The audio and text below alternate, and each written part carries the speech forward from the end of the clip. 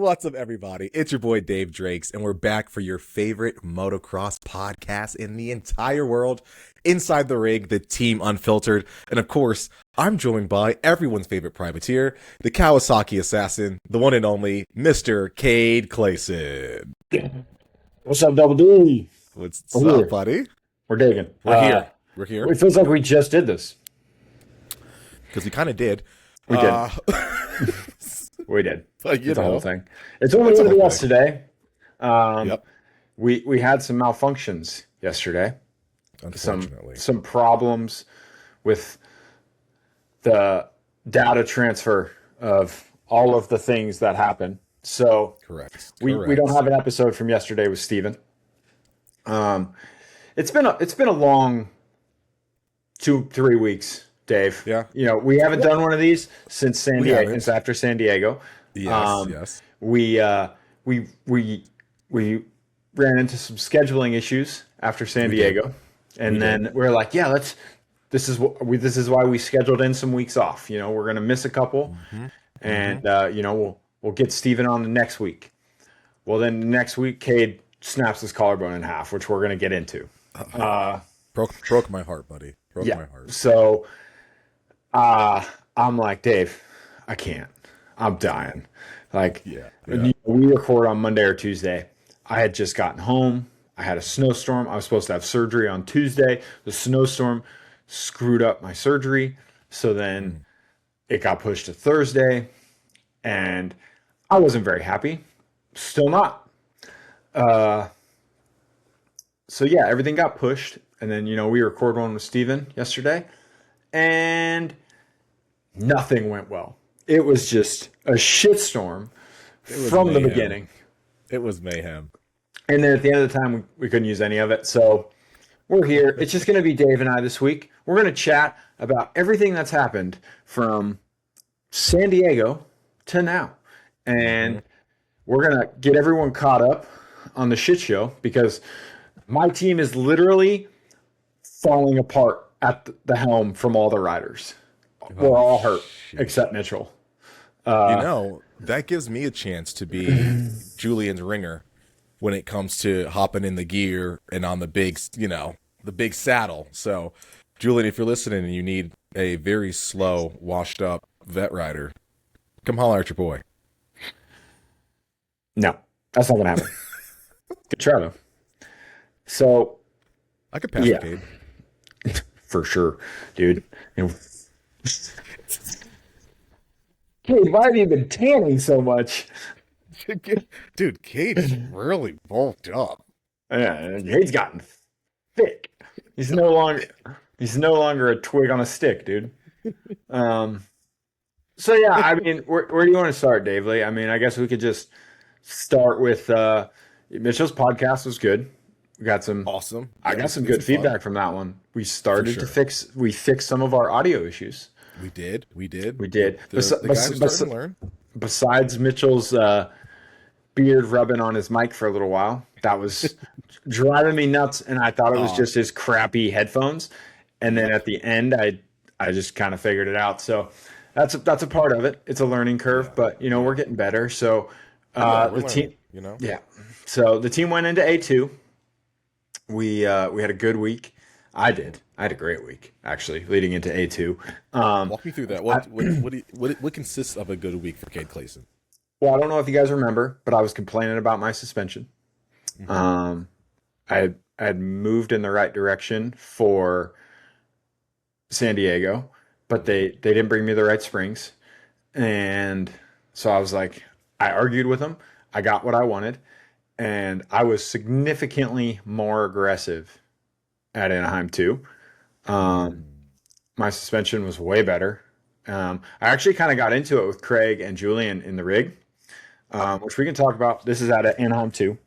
Yep. They didn't like the way my bike looked. They didn't want to tell me that. They didn't like it. And I heard about it. I heard about how they were talking about it to somebody else. And I called them out on it in the rig. And just the three of us. Yeah. Because I value their opinion. Actually, I told them this in there. I was like, I value your opinion. I spent the whole off season doing what the suspension guy told me to do, what he thought was the best for me. I I asked you guys what your thoughts were. I gave you some of my feedback. I didn't over test the whole off season because I had to switch suspension companies, which I'm fine with. I like Matt. He's a good dude, builds good stuff. But I knew kind of where the direction I wanted to go in. And as soon as I got to Anaheim 1, I knew it was wrong. So we made a step in the right direction. And then some wires got crossed and stuff didn't happen for San Diego, which is fine. Mistakes happen. You do. And then at Anaheim 2, it got way better for me. They didn't like the way the bike looked. So then they were talking about it, not behind my back, but to others. It got back to me, and I called them out on it. So they kind of denied it at how the wording of it. I feel like I might have taken it a tad aggressive for what they said, but I value their opinion, and I need them to, when they think something, it doesn't help me when they think it and don't tell it to me because I can't interpret it and then turn it into my motorcycle. Gotcha. Yep. Does that make sense? Makes sense. Yeah, from a testing standpoint. Yeah. Yep. 100%. And this whole thing, it was all just their visual understanding, or I guess their visual perspective on front end, was it? Or was it the whole front and rear balance? No, they didn't like the front end. They thought the front end was too stiff. Front end. Gotcha.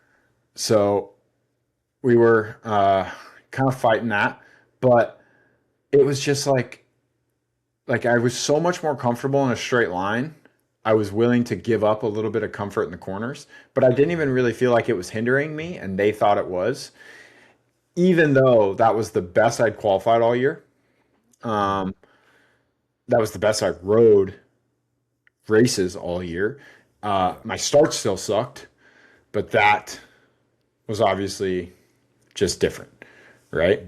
So it was a struggle. We didn't really argue.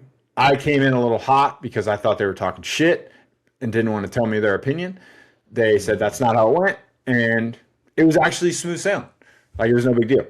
But that's like being older. I feel like that was the proper way to handle that situation. Yeah. Kind of. Originally, I was told about the situation, and I came in the rig, and Julian and some other people, not on the team, but friends of mine, were in the lounge with him. And I went to my locker, and he goes, "How was your bike?" And I go, "It was great, thanks." And I just left because I was frustrated at what he said, but I didn't want to blow him out in front of other people. So then he took that oddly, like, why was Cade so grumpy?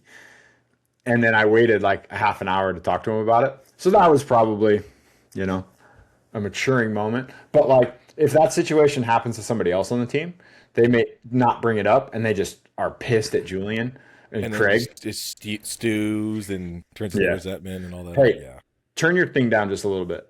I'm getting a little feedback. Yeah. Is that better? Yeah, it's better. So yeah, that's just, a part of it, I guess. But so yeah, that was Anaheim 2 for me. I rode great, bike was better, and we moved in the right direction. Nice. That's always a positive. Mitchell rode, I don't know what is with his LCQs, but he rides his LCQ like fucking stew and just sucks the rest of the day. Like, I don't want to say sucks, but it's definitely not like, he's not the same person in the main or the heat race that he is in the LCQ. But hell, he rides really good in the LCQ. When it really counts. Yeah. To get her in the show, yeah. So, I don't know. But he rode okay in the, we didn't talk about the Vince thing. I forgot about the Vince thing. I did text you after that, and like, I was like, okay, I forgot to do a follow-up, but like, please give me, because you were actually like, you had a front row seat to all that stuff. Well, I didn't have a front row seat. I heard. Well, I mean, you were in a close vicinity, so. Yeah. So, dude, sorry, I'm getting notifications on my computer. It's pissing me off. Uh, Too popular, man.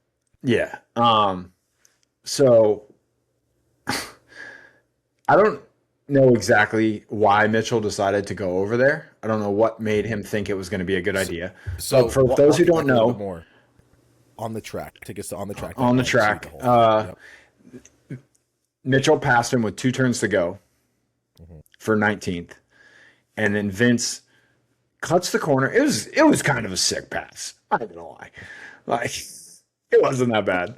It was kind of sick. I would do it. Yeah. I'd do it in a heartbeat. But we all hate it because it's Vince.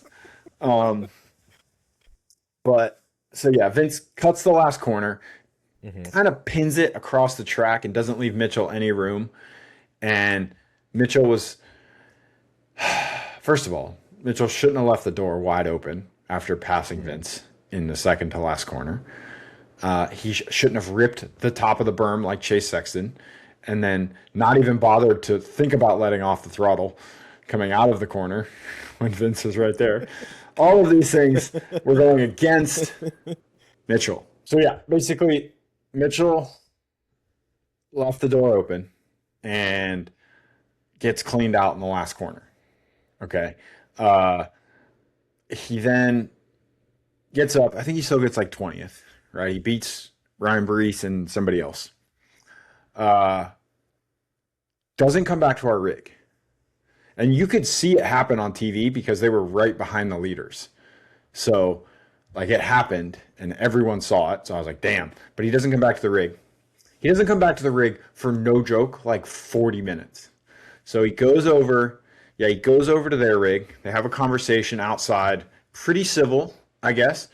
Vince goes, why don't you just come inside, sit down? They have like a toter home, right? With like Yeah. it's like a motor home with like a garage on the back. He's on He's a, the ISO yeah. team. So they go over. His mechanic says that's what happens. He walks inside, and as soon as he walks inside, he's like, Vince goes fucking nuts and tries to tackle me inside of the rig. So obviously, Vince was trying to get away from the public persona and, hide the fact that he was trying to whoop Mitchell's ass. Yeah. And Mitchell, so the story I get from Mitchell and his mechanic is he tries to tackle me, and while he's trying to do that, I just pick him up and slam him onto the ground, and then I go back outside. And like that's the gist of what happened in the rig. So yeah, fuck, such a Vince story. So Mitchell's mechanic takes his bike back to the rig. Mitchell goes straight to the AMA truck. Jeez, dude. Then Oh his my God. mechanic comes back to the semi, tells us what happens. Craig and Julian go to the AMA truck. They sit in there for a little while. Whatever. They talk about it. And yeah, it is what it is. So they made do with what they had. Anthony rode great at Anaheim too. He fucking crushed it. His family, I think it was Anaheim too. That's where he got 10th, right? I think so. Or no, he got 10th the weekend before. Or you know what? I do want to give the team their props because I feel like on any given weekend, a PRMX Cowie could definitely be in the top 10. And I got to give the team credit for putting the time and the resources underneath you boys. And a lot of people, I wish PRMX has talked about more, but For the most part, it's not the team's fault that I'm not doing good and Mitchell's not doing good, right? Like it's I don't know. I got to be better. The team could always be better. It's a whole fucking thing. You know what I mean? yeah. Yeah. But yeah. Shoot, now I don't remember. Or no, Anthony had a shit day. Yeah, I'm backed up a week. Sorry, it's been a while. Anthony had a shit day. He rode worse than I did. He didn't make the main either. I forgot. Yeah, he bad start in the LCQ. He's not a good qualifier. I'll give him that. And I feel bad talking bad about the guy because he's hurt too now. But I guess I can talk bad about anybody because I'm hurt. It'd be one thing if I was Mitchell just shitting on everyone that's hurt, but you know. But yeah, it didn't go good for him either. His crash sucked. He crashed on the same damn jump that Jack crashed on.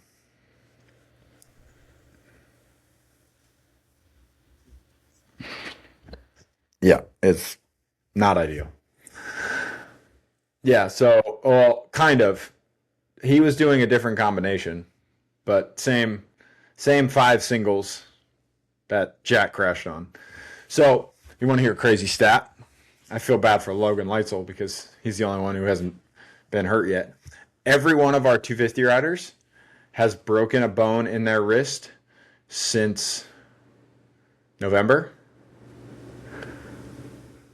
I think the first one was Hamden, then Liam, then Jack, and now Anthony. For those who don't know, Anthony broke both of his wrists, dislocated one of them, like 2 days after I got hurt. So, yeah, he didn't have a great day in Houston either. So we don't really need to cover his day. Julian he was overly disappointed because I got hurt first main of the night, but he wasn't pumped on Anthony's riding. I don't think either. But that is what it is. I feel bad for him. That's a dislocated wrist is that's a tough one because for those who don't know, like you can dislocate your shoulder and they're pretty big tendons, right? That have some give to them. The tendons and everything in your wrist are so tight that when you dislocate your wrist, you basically destroy all of your tendons, all of your nerves in your wrist. I'm pretty sure if it's bad enough, they actually pin it so that you can't move it at all. And they force you to let everything completely tighten back up.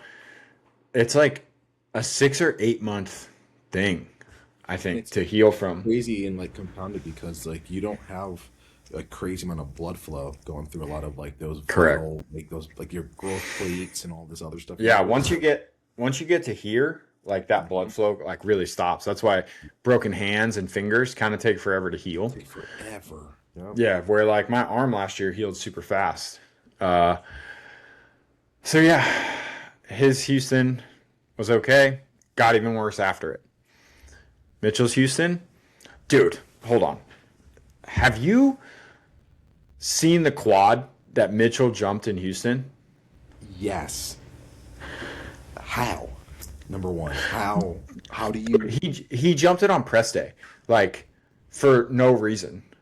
He just does it one lap in front of me, and then he's like, last lap, he's like, "Hey, follow me," and I just shake my head. I'm like, "What the fuck are you talking about, dude? Like, I don't want to jump that shit." It was big, like really big. So then it was actually really fast, and it was probably easier than the over 3 on to the banana, 3 off the banana over the 5-footer single. That was actually really difficult, or it was double out, but Yeah. it was really hard to time the over the table to do the next 3. But Mitchell could just go on off quad. And I think because he did it dumbly, just like, oh, I'll just do this, see what happens. And he iced it. It was just easy for him. So then, I don't know, second main, he just starts doing it again because the over got hard. He's doing it, whatever. Frame cases the shit out of it. Yards himself. Oh no. And he was getting lapped by Tomac when he did it. And you could see like he jumps it in front of Tomac, and Tomac like kind of like looks up like, where are you going? Which is the exact thought I had. So yeah. Mitchell one time, he's done it twice in San Diego. He's had 2 big crashes in practice, but the first year on the 450 in San Diego, it was like second lap of practice. Dude comes out of a corner and he goes to triple something, and he goes like 3 9/10. Lands in the face of the next one. And he lands, hits his head off the bars so bad that I'm pretty sure he knocks himself out on his handlebars, because you see him like fully like dead man through the air. Yeah. Yeah, but like he's like off the bike through the air. and just like floating there. And then he hits the ground and it's like it wakes him back up. and then he's like, okay. He swears he doesn't get knocked out, but he doesn't really remember the crash. But we have video of it, and it was epic, like crazy. It's So wild. he did that, and I had flashbacks to that video in press when he did this quad in front of me, because he didn't tell anyone he was thinking about it. He just jumped it, and I'm right behind him. And then all of a sudden, he's 20 feet higher than he should be. And I'm like, I look up. It scared me that I landed on the brakes because I didn't know what was about to happen. Like, I didn't know where he was going. And he iced it. Like, perfect. And I'm like, all right, what just happened? So it was cool. Crashed doing that. Anyways, back to the moral of the story. He jumped some big jump. Didn't work out for him. Still ended up like 20th or 21st that night. Didn't really do him any good. But it was cool. It was cool. And then, so let's, hang on. No, we're not done. We're going to talk about my Houston. No, I'm just kidding. Go ahead. What's up? No, just say, I kind of miss those like big jump lines in Supercross, and like my mind goes back to when was it, Atlanta or something like that, when they had like that humongous, was it a double or like a? It was a triple that we made him take out. Yeah, we made him take it out. Like all that stuff. I know I'm not racing, but like as a fan of the sport, it's like, man, I really do miss those really cool separators or something. You know, this like just different obstacles that like shake it up a little bit. Yeah, I think that's one of the things that Dirtworks is missing, is that rider instinct to know what we can and can't jump in certain situations. And I know they've been put on a bit of a leash to what they're allowed to build because they want everyone to stay healthy. Yeah. So it's not all their fault. Like, they catch all the flack for sure. Like the 9 whoop thing, not their choice, but you know, they catch a lot of heat for all the problems that the racing has. But it's fine. Like, I think they could build some cool stuff. Dude, remember Dallas the one year? It was the year A-Ray. It was my last year on PRMX, last year of SGB Cowies. A-Ray was on the Cowie. He boots me off the track in the second to last corner in the LCQ. Yep. Yeah. That track was the sickest Dallas track I've ever ridden. He hit the finish line, down the start straight, left, 3 onto the table, 3 off the table, triple, double or something into the corner, left. No. Then there was like a 3-4 right, big set of whoops. And then you did another rhythm, and it was like you had to step over, and then it was like a real flat single, and you had to step over a 5-footer that was super tricky. And this is 21 speed then. Yeah, it was 21. 21? Yeah. Yeah. It was a sick track. It had sand, 1 triple. It was badass. Mm-hmm. Really badass. So yeah, that was, I don't know why I brought that up. Why was I talking about that? I don't know, because we got Dallas next weekend. So I mean, yeah, I don't remember where I was going with it. Oh, we were talking about cool tracks. That track had a ton of options. Oh, that hurt. Yeah. So yes, there are cool things that I think they can do, but they have to do them on the big floors, because when the big rhythms come in, it comes with speed, and it has to be dirt that'll hold up. You know, San Diego had big jumps last year. Phoenix had big jumps last year. They didn't have any big jumps this year. I like the Phoenix floor plan. I wish more tracks had as much space as Phoenix. I think we'd see a lot more unique tracks. But they did a piss poor job of utilizing it this year. Like, the track this year sucked, I thought. Like, you can get some really big rhythm lanes into yeah, you could. And they didn't, though. Like, they didn't get, like, neither of those rhythms were cool or unique. Mm-hmm. Like, they were just, well, meh. You know what I mean? Like, Tomac did that one quad in practice, but that was it. So I'd like to see some more uniqueness brought back in to the tracks. Same. So, all right, we'll talk about me getting hurt. Yeah. Walk me through I guess. Whatever. I fixed my starts.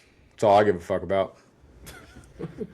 Would you work on to get the starts a little bit better? What were some of I the don't know, to be honest with you. I did, I don't know, 25 one day, Mhm. and they were all good. Every single one of them. I only got to ride one day between A2 and Houston because of the snow and all the shit we got. Mhm. And I'm down there. It's me, Cody Shock, and Brandon. And we were actually taking a break while the other group on the Supercross track ride. Mhm. And I was like, I'm going to do a lot of my starts right now. And I needed two people to help me set my buttons. So Cody came over and helped. And I do like three or four. And Cody and Brandon like stopped me and they're like, I don't understand what the problem is. And I was like, I don't understand what the problem is. Like, these are all really good. And yeah, I don't know if it was just like the crazy amount of repetition I did that day. And then, dude, like I did three starts that day in Houston. And the main event one was okay. But I mean, I was the last gate on the outside. So, like, what the hell am I going to do? But I whole shotted the practice start. How many times have you seen me pull a whole shot, Dave? Once. Not very often. Ever. Once. Ever. And it was luck. It was a mud race, and I was just the only one who fucking hit the brakes going into the corner and made the turn. um, uh, it's so true. I'll tell that story sometime. But yeah, like I got a good start. And then the LCQ, I think if I was like two more gates outside, I whole shot the LCQ. I just chose to be a little further in because of like who was in it and where I wanted to be, and I thought I could sneak the inside if I got a bad start. That's a problem I have, dude. I always think about like if I don't get the jump, what am I gonna do? Because like if you're on the outside and you don't get the jump, you're screwed, right? Like everyone on the inside's beating you, and everyone who already beat you on the outside's beating you. But if you start on the inside and you don't get the jump, and depending on the next two corners, like if it's a left, left, left, like it was in Houston, and you're on the inside, you have the inside for three corners. Actually, in Houston, it was four corners because it was 180 left for the first turn, 90, 90, 180, all left turns. So if you start on the inside, you can hold that side of the track the whole time. Make sense? You don't ever have to worry about going across. Where like if you're on the outside, you have to work your way back to the left side. Not shit that you think about. I think about it. It really isn't. No, but like Eli and those fucking guys don't think about it. Cade and Kevin Moran's and LCQ guys, we think about that shit because it matters. Yeah. So We've talked about Kevin Moran's more on this show than I think some of the riders on your team. yeah, it's possible. I like Kev. Kev's a good dude. I almost wrote for Kev this year. He's a good dude. He's a Just really gonna good dude. slide right over that. Okay. Okay. Well, yeah. So was it between you and Harlan? What was the deal? No, dude, Harlan rides for him because of me. Just to be clear, like I don't think got Kev an or agent. Grant. Well, yeah, I didn't collect a fee, anything, but Grant's told me thank you, but Okay. I don't know if it was between me and somebody else. They weren't talking until after I said no. But no, I almost did ride for Kev. I didn't have a contract from Julian yet, and he offered me one, and it was really good. Like, it was pretty good. Yeah. Basically the exact same as Julian's contract. Really? Okay. Yeah. So, but I like staying here. I like where I'm at. It wasn't the exact same. A lot of it was the same, but not everything. And You all in think all, it would have been a pain in the ass learning a whole new fender color and all that other stuff? Like no, a battle. no, that wouldn't have been hard. Dealing with Kevin might have been hard. I don't know if I'm cut out for the Marines Mafia. Yeah. I like Kevin. I like Kevin a lot. He's a good dude. Yeah. Works his balls off, but He really does. I don't know. I don't know if Cade's cut out for that life. But anyways, back to the story at hand. I made the main. Thank fuck. Finally happened. And then I actually have a video. I have a video of it that I haven't posted. So we'll edit that in for the YouTube viewers. Okay. But yeah, 2 laps to go in the main. I was getting lapped. I just got lapped by RJ, and there was 3. You kind of do the rhythm. You cross the first turn the first time, left, and then you triple out of that corner back into the first turn. Yep. And it was a simple 3. It wasn't difficult. I think I jumped it on the second lap of practice. But they mixed all that sand in, and the dirt was so good. It was too good. So grippy and soft, and the turns were rutting up really gnarly, and there was just long ruts from the beginning of the berm all the way through the face. And we had a sick line that kind of crossed one of the ruts, and you'd use the end top of the berm, and then you'd 3 off the right side of the face. Well, towards the end of the main, it was getting deeper, and it was kind of starting to hook left.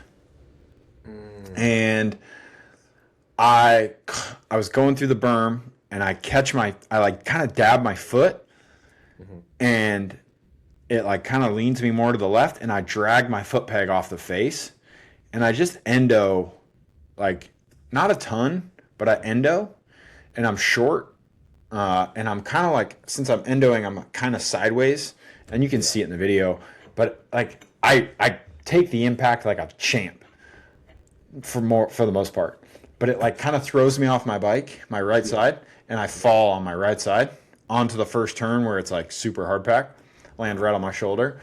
And to be honest, because I've dislocated my shoulder so many times, I thought I dislocated my shoulder again.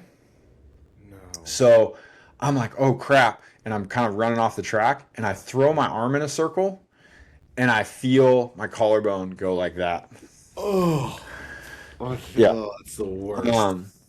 So, and I'm like, oh no. I like feel the crunch. And the crazy part is, so I feel the crunching motion, and then it stops. It doesn't really hurt. And I'm just sitting there like I know something's wrong. And I think my collarbone may have still been together before I threw my arm in the circle. And that's what the final snap was. It's possible, like possible, because in my x-rays, my collarbone is in 3 pieces. It's 2 big pieces that are really far apart.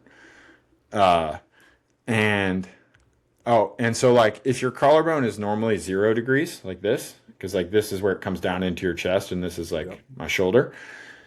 It was the big part of my collarbone was at 40 degrees. 40 degrees. Like that's how elevated it was pretty gnarly. So yeah, got a plate, 9 screws, 18 staples in my, I didn't know this till today. When I went back to the doctor, got the bandage off and saw my scar for the first time. She told me that, I had it with my doctor's assistant or whatever. She's like a part of the surgeries and stuff. She's like, this is one of the most complicated collarbone surgeries he's done because it was so broken. She said he had, and I've been in a lot of pain. I've been kind of depressed and in a lot of pain, way more than last year when I broke my arm. And I like don't understand why I'm in so much pain. And she told me today, she's like, yeah, they basically had to cut most of my chest muscle to then get the clamps in there to hold my collarbone in place. And then he stitched it like all together and then moved the clamps. So he basically wrapped a rope around my collarbone to hold all the pieces together to then screw it all together. Yeah. So she's like, the pain, and she's like, when we went in to do the surgery, you had a massive hematoma in your shoulder. So it was full of blood and all this shit that they had to clean all that out to then do it. She's like, so that hematoma might be like re-inflamed in there, and like you're getting all this pressure and pain from all that stuff. So yeah, it's been pretty tough, to be honest. Like for a collarbone break, like break my collarbone, I'm like shit. Like I thought I did, and then I sucked for 3 rounds. But yeah, no, it definitely sucks. Yeah, it is what it is. What would you say this ranks in like your top like injuries? I mean, last year sucked because it was like I broke my arm pretty bad last Mhm. year. I mean, this is only the second like piece of metal I've ever had put in. Mhm. Uh, yeah, I don't know. Last year and this year suck because, but I mean, my knee injury took me out for the rest of Supercross. Mhm. Even though I didn't even get it fixed.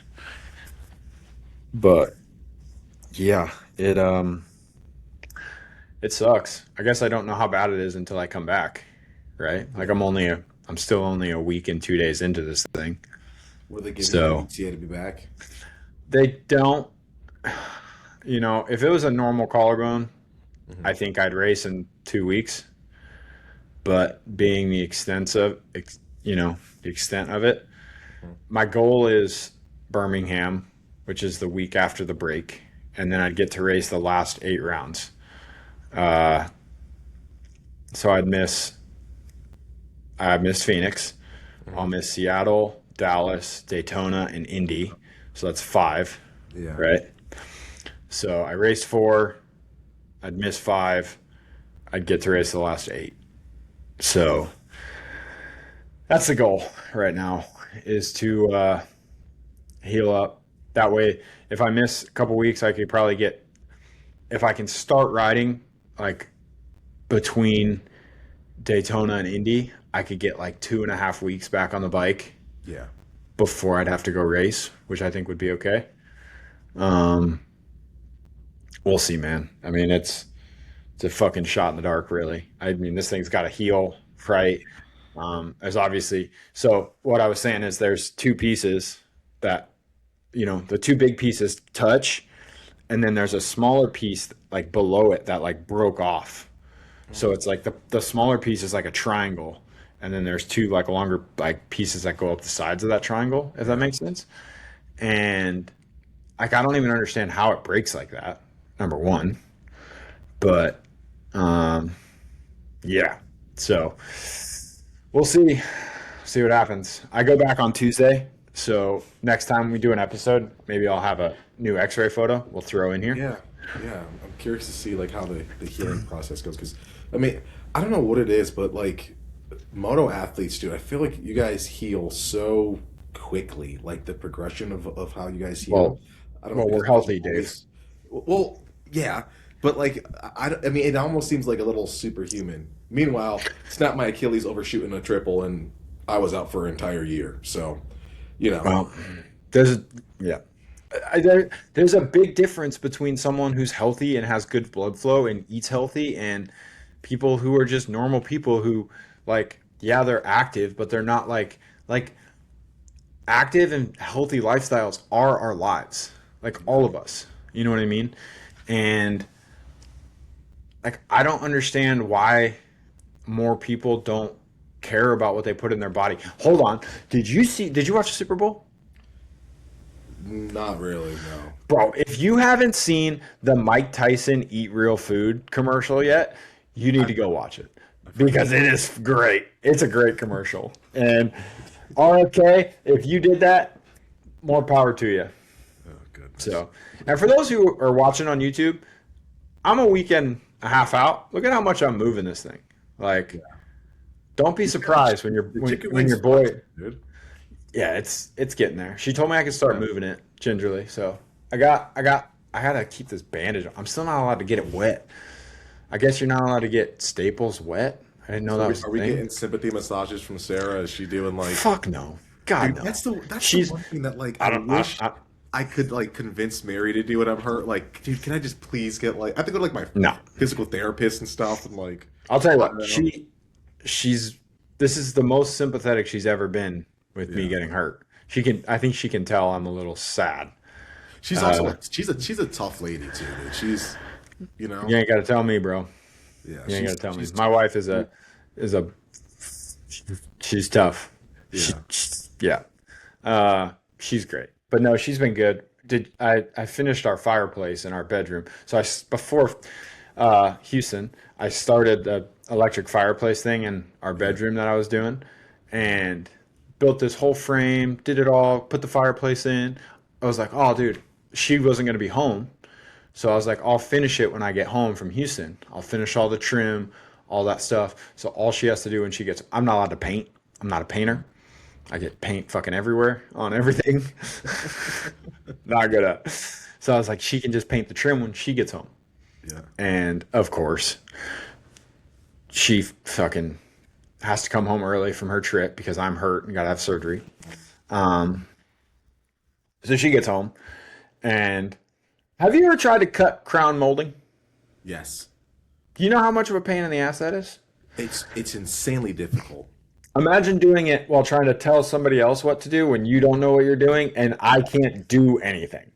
Oh no. Like, No. so we only cut the two inside corners Yeah. and we bought the little caps for the outside corners that the molding like fits into, and it actually looks great. Photo on the YouTube. Uh, so yeah, it's funny, but we got it done. So um, yeah, that was Houston, and yeah, then Anthony got hurt the Tuesday after. Uh, Wild. yeah, that sucked. That sucked. Felt really bad for him. Julian, I called Julian to tell him how my doctor's appointment went right before I was supposed to have surgery, and he goes, "Well, it could be worse. You could break both your wrists today." Um, I will say this. I don't know how many of you guys like know Anthony. He posted on Instagram that his bike broke and that's why he crashed. And he posted it in French, so none of us really like we all knew that he got hurt. Like, and sometimes if it's in another language, I just don't translate it. Like I knew he got hurt. I didn't need to read the spiel. Um, but then someone sent it to me that said his bike broke, and I was kind of upset. I was like, "That's weird." I figured somebody would have told me that, but his bike didn't break. So I haven't looked to see if he changed it, but Craig wasn't happy about it. Oh, Um, yeah, yeah. Sure not. and I think when I called Craig to ask him about it, Julian and uh, the French kid who was here with him, were arguing about that situation. Oh goodness.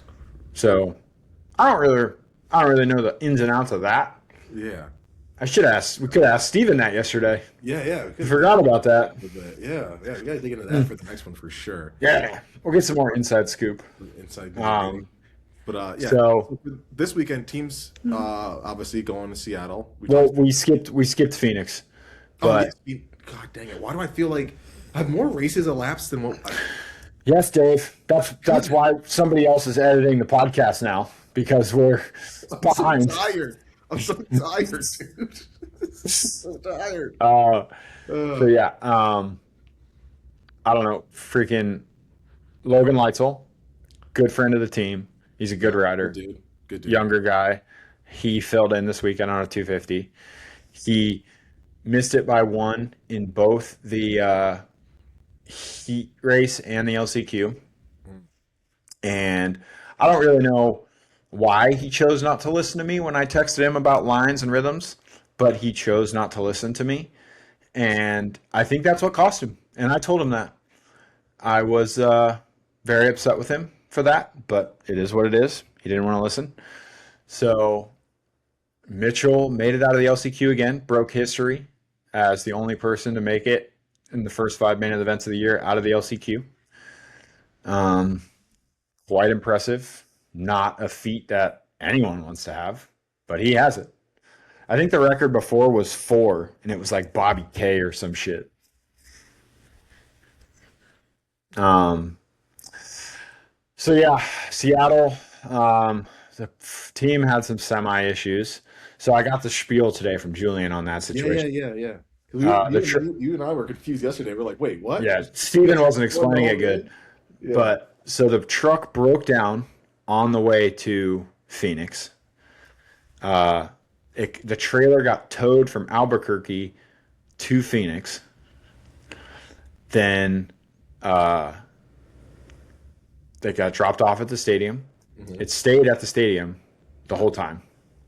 Then the truck got done in Albuquerque yesterday. Yesterday evening. Yesterday, yeah, when we did the pod. It was just about done. It was on the way to the track. Got to the track, grabbed the trailer, started driving to Seattle. Breaks down in Las Vegas today. You're joking. No, same issue. So they obviously just didn't fix it right. So Julian had to rent a semi-truck to drive from Vegas to Seattle. And what's today? Today's Wednesday? Yeah.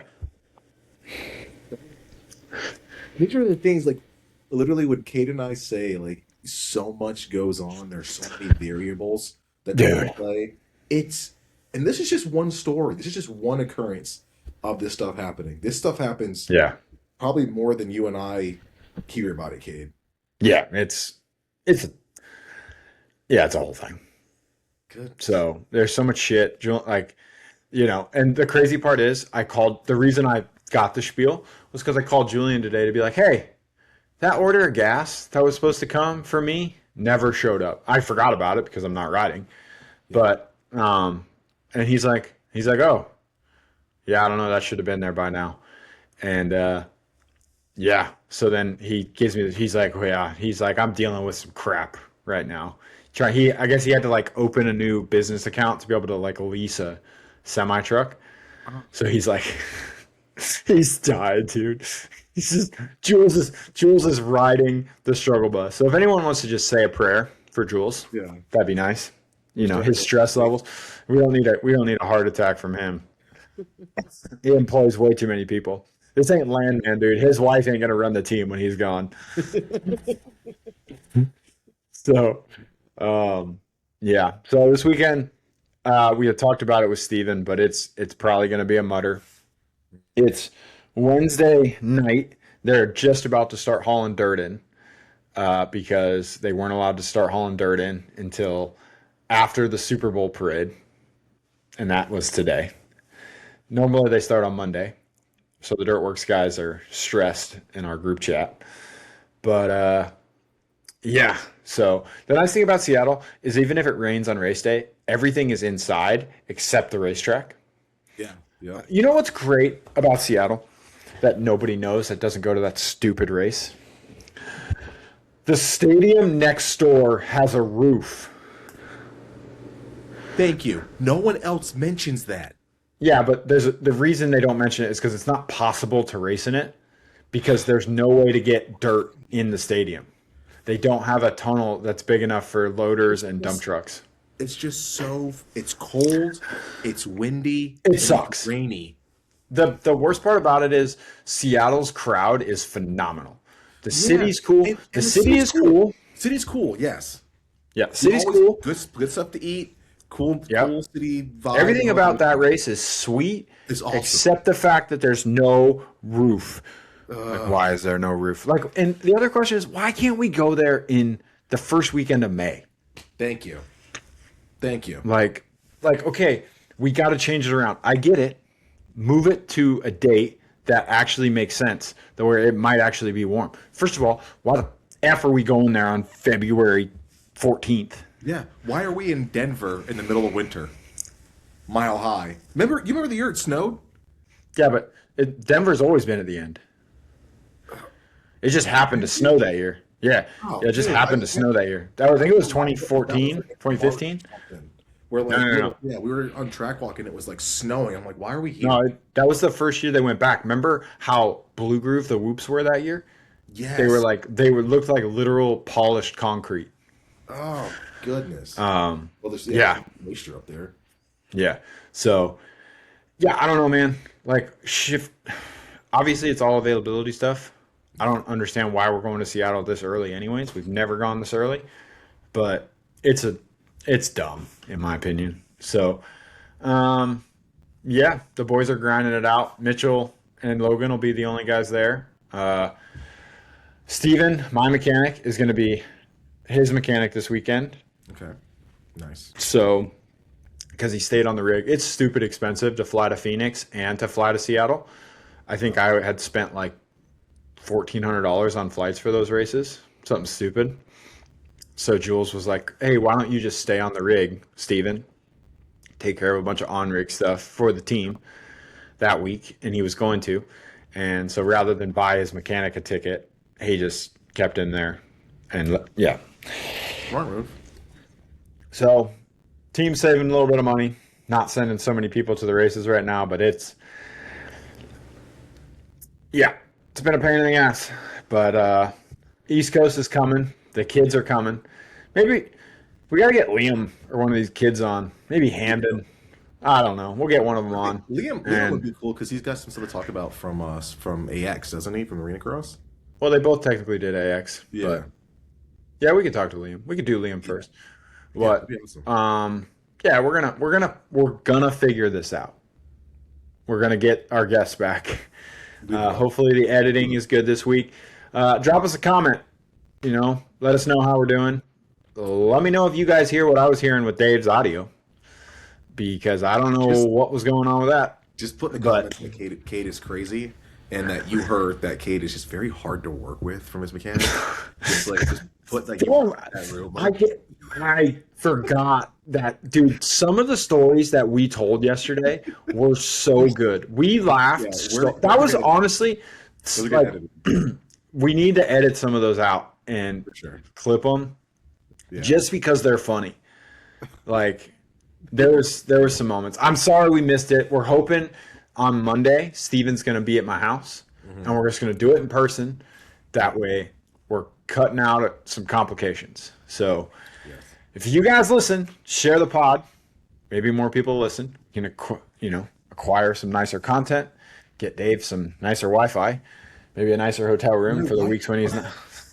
Nice. I'm just kidding. Oh, dude, I'm not paying more for a hotel. I'll tell you that much. This place is dry. So we'll have another pod out next week. Back on track. Back on track. We're gonna have our guests lined up, like Cade said, and of course, if you want the action, you want the inside, please make sure you guys subscribe to the channel and follow along for more. We got this stuff for days. We got stories for days. We're gonna keep picking Cade's brain, the team's brain, when it comes to the ins and outs of how a Supercross team works and how they figure out how to make mains, because it baffles me that it happens as often as it does for our guys. So please make sure you guys do that. Shout out to our amazing sponsors, partzilla.com. Guys, if you're looking for OEM parts and accessories, please head to partzilla.com. They're a huge supporter of the team, PRMX guys, as well as the collective experience, and we highly recommend their parts and products. Customer service is second to none, and they have just about everything in stock when you order partzilla.com. And if you guys want to hang out with this guy right here and his amazing team, head to thecollectivexp.com, where you guys can be an intern for the team or get the literal best VIP experience in the entire industry. You will love it, and these guys are absolutely phenomenal to hang out with. I promise you that. Cade, keep hope alive. Keep a smile on the face. Dude, you know what? I've got 3 wins on Battlefield now. I refuse. I refuse to play that game, dude. Nah, I love it. It's great. It's honestly kind of what's keeping me alive right now. Have you played the new COD yet? No. Honestly, when Battlefield came out, I deleted COD because I played it too much. So, yeah. I'm proud of myself. 3 wins. I had a 18 kill game the other day. Oof. I'm a sweat. I'm a sweat, dude. I ain't gonna lie to you. Yeah. I mean, I got to do something. I can't lift anything. I can't even stand for more than like 25 minutes right now, or my chest just starts to hurt. So, all right, let's get out of here. Thanks to everybody for listening, and we'll see you next week.